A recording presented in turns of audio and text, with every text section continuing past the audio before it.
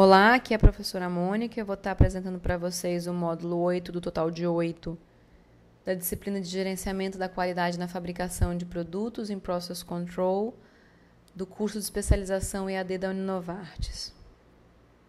Esse módulo 8 é um módulo bem curto, bem direto, mas de extrema relevância, porque é por onde toda a indústria farmacêutica e o desejo e as pesquisas estão caminhando, que é para um amadurecimento muito maior das técnicas de controle em processo, para que elas não se transformem em técnicas por amostragens, mas elas passem a ser técnicas analíticas, tecnologias analíticas de processo.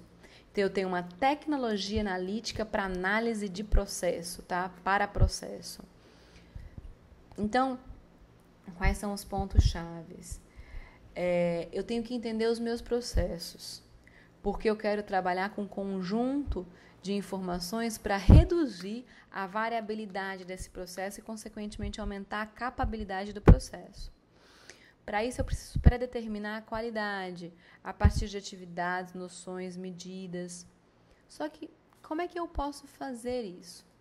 Uma das estratégias propostas no guia do ICH-10 é a aplicação do controle analítico em processo, da tecnologia analítica de processo, porque auxilia nessas três estratégias. Então, o PET é um sistema para delinear e controlar a produção através de medições em tempos reais, ou seja, durante o processamento, de itens de qualidade crítica e atributos de desempenho para matérias-primas, materiais intermediários e a granéis, em processos e também processos com o objetivo de assegurar a qualidade do produto final. Então, quando o processo ele é bem compreendido, todas as fontes críticas de variabilidade são identificadas e explicadas. A variabilidade é gerenciada pelo processo e os atributos de qualidade do produto podem ser previstos com precisão e confiabilidade, que é o mais interessante. Previsões precisas e confiáveis refletem uma compreensão perfeita do processo, e a compreensão do processo inversamente é proporcional ao risco, o que é de alto interesse da indústria farmacêutica. Então, para a gente conhecer o meu processo, todas as fontes de variabilidade devem ser identificadas e explicadas. As variabilidades têm que ser gerenciadas durante o processo. E as especificações do produto baseadas no conhecimento das formulações e dos fatores do processo que impactam no desempenho do produto geram os atributos de qualidade dos produtos previstos com exatidão.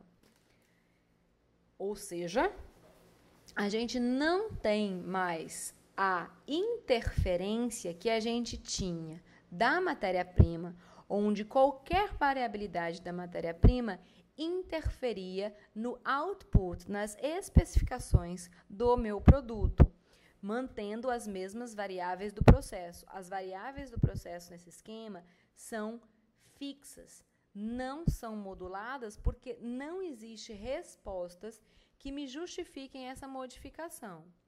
Então, através de uma otimização desse desenvolvimento, eu consigo chegar para o enfoque da qualidade desejada para o século XXI, onde as informações do meu input, as informações das especificações da matéria-prima, são adicionadas ao meu processo por técnicas analíticas de processo, que são os PETs, e aí eu tenho variáveis no processo que são maiores ou menores, mais ou menos ajustadas, de forma flexível a esses atributos de input, para que eu tenha uma flexibilização no processo, gerando produto sempre com os mesmos outputs. Então, independente da variabilidade da minha matéria-prima, ela vai ser corrigida por alterações no processo que mantém o meu produto fixo. Então, eu não tenho mais processo fixo, agora eu tenho qualidade de produto fixo e o processo passa a ser móvel. Quando eu falo um processo móvel, não significam novas etapas, significam certas especificações. Vou dar um exemplo. Velocidade. Eu tenho uma especificação. Mas, dependendo da matéria-prima, eu posso precisar de uma velocidade de mistura maior ou menor. Isso vai ser correlacionado com o tamanho da partícula da matéria-prima de entrada, a densidade da partícula da matéria-prima de entrada, o peso da partícula, e entre outros. Então, eu tenho variáveis de processo, faixas de processo com relação à pressão, velocidade, temperatura de processo, velocidade de agitação, ou até tempo de esterilização, caso uma matéria-prima, de repente, me indicasse alguma necessidade, eu poderia ter um tempo maior. Tudo isso seria analisado e flexibilizado dentro dos preceitos, né, de validação de processo, para que eu tenha um produto fixo, ou seja, a qualidade do meu produto não mudaria. Então, quando eu tenho um PET online para monitoramento de processos, eu tenho o sonho de qualquer indústria farmacêutica, porque eu tenho amostragem de 100% do meu lote, então não é mais amostragem, é inspeção de 100% do meu lote, e são amostras não destrutivas. Eu só consigo aplicar a inspeção 100% quando ela não é destrutiva, porque senão eu destruiria 100% do meu lote, não venderia nada, eu não teria lucro, eu não conseguiria pagar as contas da minha fábrica. Por que essas amostras elas não são destrutivas? Porque são amostras que tiram informação através de, vamos dar um exemplo, espectros vibracionais no infravermelho, combinações de espectros, imagens hiperespectrais, ou então até, no caso de algum analisador de partícula, poderia ter respostas por difração de raio laser ao tamanho de partícula, e aí está influenciando nisso. Então, aqui eu teria alguns testes com matéria-prima. Esses testes de matérias-primas, vamos dar um exemplo, poderia ser, com o caso do difrator de raio laser, para analisar o tamanho da partícula, para saber se a gramatura está no tamanho que eu preciso. A gente sabe que o tamanho é importante porque vai me garantir qualidade de mistura, de densidade, de fluxo de processo. Eu posso fazer um NIR para fazer identificação, para ter certeza que eu estou tendo uma amostra pura, uma amostra que não é contaminada, que não é adulterada ou falsificada. Aí, para a pesagem, eu posso fazer identificação da pesagem por NIR, ou seja, aquele exemplo que eu passei para vocês de que eu tenho que ter dupla checagem pelo FDA para todos os casos de pesagem, porque são passíveis de falhas humanas, porque as pessoas podem trocar lote, porque as pessoas podem pesar dietileno-glicol como propileno-glicol.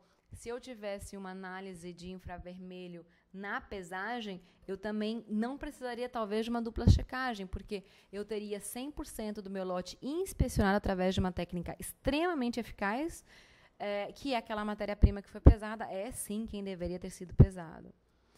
Depois, para fazer a parte de compactação, granulação úmida e calibração, de repente, a gente poderia avaliar ponto de granulação online por meio dos tamanhos de partículas através de NIR. A gente poderia também analisar a limpeza dos equipamentos antes de serem iniciados os equipamentos através daquela aprovação e liberação do ambiente.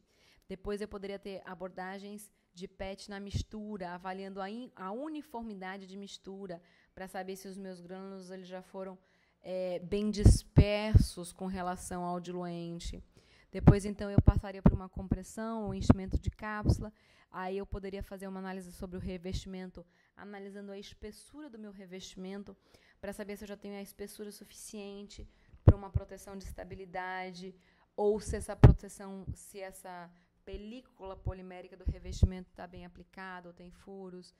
E aí, por fim, eu ainda conseguiria gerar, de repente, algumas imagens do blister através de imagens hiperespectrais que eu consigo através do infravermelho próximo e médio. Então, exemplos, né, com figurinhas seriam tudo que a gente já falou, onde eu tenho tecnologias dos processos vinculadas às sondas nos equipamentos. Então, muitas vezes, você não tem amostragem, você evita contaminar o lote por uma amostragem inadequada, você evita perda, você evita ter uma amostragem que não seja representativa do seu lote inteiro, você tem uma resposta em tempo real, então você está economizando muito em tempo. Você não tem que esperar, mandar para o controle de qualidade, ter que analisar o fluxo de transporte de amostra.